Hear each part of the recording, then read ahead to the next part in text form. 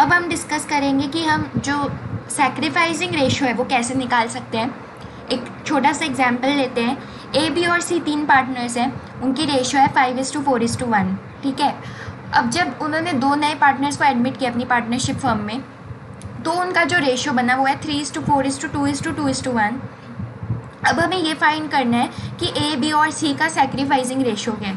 तो sacrificing ratio का basically meaning क्या होता है, अगर पहले मुझे प्रॉफिट्स में से 50 रुपये मिलते थे, राइट, तो एक नया पार्टनर आया, ऑब्वियसली उसका भी प्रॉफिट में कुछ हिस्सा बनेगा, उसका प्रॉफिट में कुछ हिस्सा बनने के कारण मेरा कुछ हिस्सा कम हो जाएगा, है ना। अगर मुझे पहले 50 रुपये मिलते थे तो हो सकता है अब मुझे सिर्फ 20 रुपये मिल रहे हों, क्योंकि चौथा बंदा आया है, उसका भी तो एक हिस्सा होगा ना प्रॉफिट में, तो मुझे कम रुपए मिलेंगे, तो मुझे कुछ तो घाटा हुआ है। पहले मैं 50 रुपये कमाती थी, अब मैं 20 रुपये कमा रही हूँ, 30 रुपये का मैंने सैक्रिफाइस किया है, राइट।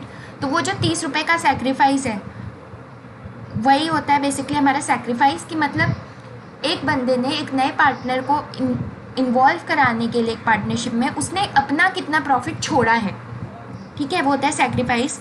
और सैक्रिफाइसिंग रेशियो बेसिकली होता है कि सबका कितना कितना सैक्रिफाइस हुआ है उसका एक रेशियो फाइंड करते हैं, ताकि हम कंपेयर कर सकें कि अच्छा तुमने 15 सैक्रिफाइस किया, मैंने 4 सैक्रिफाइस किया।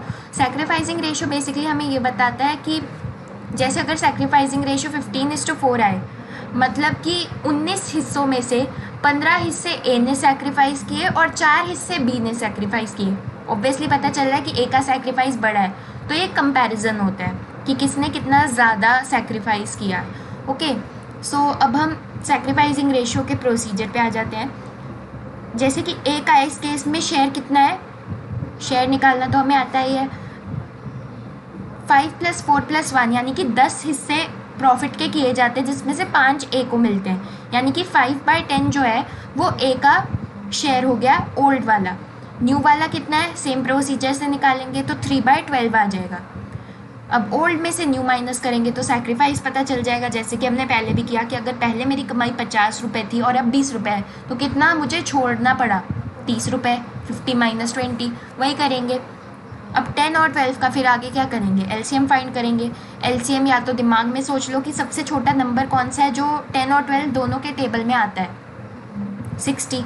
अगर वो उसमें प्रॉब्लम आ रही है तो फिर हम ये कर सकते हैं कि 10 और 12 का एलसीएम फाइंड करने के लिए जो एलसीएम वाला हमारा मेथड होता है, 10 और 12 को लिखो, फिर कोई ना कोई ऐसा प्राइम फैक्टर चूज़ करो, कोई प्राइम नंबर चूज़ करो जिससे ये दोनों चले जाएं, या जिससे इनमें से कोई एक ही चला जाए, ठीक है, दोनों जाना कंपलसरी नहीं है, जिनसे इनमें से कोई भी एक चला जाए। प्राइम नंबर कौन सा होता है, जो सिर्फ खुद के टेबल में आए और 1 के टेबल में आए। जैसे 4 है, 4 के साथ हम एलसीएम नहीं फाइंड कर सकते, ठीक है, क्योंकि 4 2 के टेबल में भी आता है, लेकिन 2 हमारे लिए सही है क्योंकि 2 सिर्फ 2 के टेबल में आता है और 1 के टेबल में आता है। सिमिलरली 3 सही है, 5 सही है, थोड़ी बहुत प्रैक्टिस के बाद ये आदत पड़ी जाती है वैसे भी, ठीक है। तो 10 और 12 का एलसीएम फाइंड करना है, 2 से डिवाइड करेंगे हम, 5 पे जाता है 10, 6 पे जाता है 12, फिर से 2 से डिवाइड करेंगे, 5 तो एज इट इज़ ही कैरी ऑन हो रहा है क्योंकि 5 2 के टेबल में जाता नहीं है।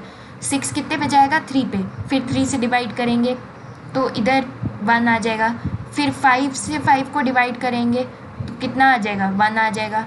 तो बेसिकली फिर क्या करते हैं एलसीएम फाइंड करने के लिए, ये लेफ्ट साइड पे जो भी हमारा पूरा का पूरा बन रहा होता है ना, इस सबको आपस में मल्टीप्लाई करा दो, 2 × 2 × 3 × 5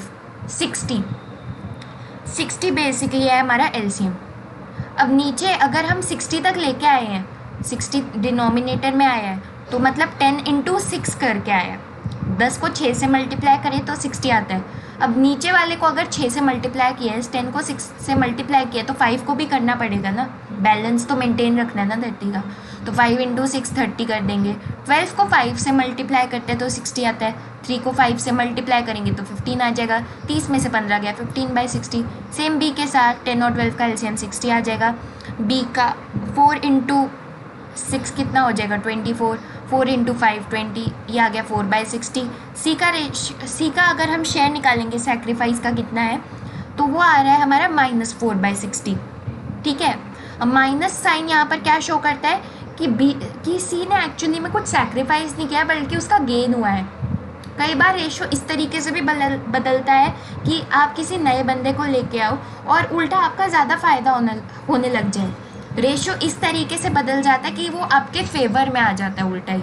पहले अगर आपको 10 में से 1 हिस्सा मिल रहा था तो अब आपको 10 में से 2 हिस्से मिलने लग गए। वही सेम चीज़ सी के साथ हुई है। तो जब हम सैक्रिफाइसिंग रेशो निकालेंगे, ये पता करेंगे कि किस किस ने कितना कितना सैक्रिफाइस किया है, तो A/B करेंगे। सी को तो उसमें लाने का कोई मतलब ही नहीं बनता। सही बात है ना, जब तूने कोई सैक्रिफाइस ही नहीं किया तो तू सैक्रिफाइसिंग रेशो में क्यों आ रहा है भाई, तू परे रह। ठीक है, तो A/B करेंगे। 15/60:4/60। हमें पता है जो डिनोमिनेटर होता है जब वो सेम हो तो वो कैंसिल हो जाते हैं। रेशो हमारा बन गया 15:4। बस ऐसे ही फाइंड करते हैं सैक्रिफाइसिंग रेशो।